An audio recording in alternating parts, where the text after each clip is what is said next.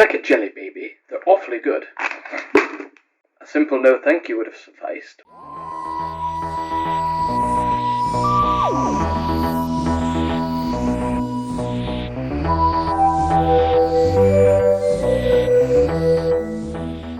Trying out new lighting, what do we think? You know how I said that Patrick Troughton, in relation to William Hartnell, was more like it when it came to what I expected from a Doctor? Well, Tom Baker is obviously morier, likier, and ittier than ever before. And that is saying something, but there is a reason why this version of the Doctor is what people think of when you say Doctor Who. I mean, from the scarf, this is the outfit that is parodied and referenced in pop media, especially American media that isn't as familiar with Doctor Who, especially the modern take. This is still their idea of Doctor Who. It's also because Tom Baker stuck around for like 7 or 8 years in the role. He's the version that a lot of future Doctors would look to as their version. David Tennant prominently took a lot of inspiration from this bohemian icon of weirdness and quirkiness and buffoonery, but there was this mix of darkness, and he had some really compelling stories.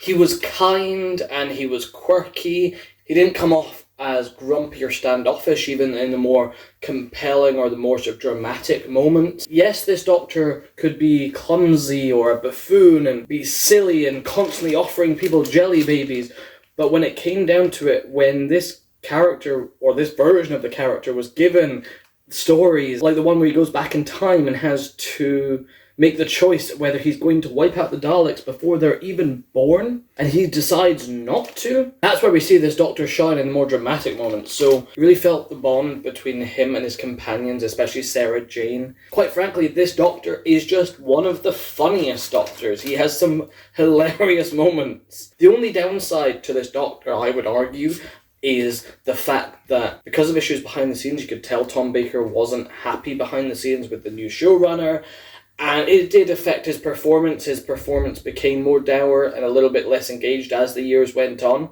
But we all know that I love iconic characters, iconic cosplays, iconic ways of doing cosplays, and if you want iconic when it comes to Doctor Who, there is no one better than Tom Baker. So naturally, I think Tom Baker has to rank up at number 1.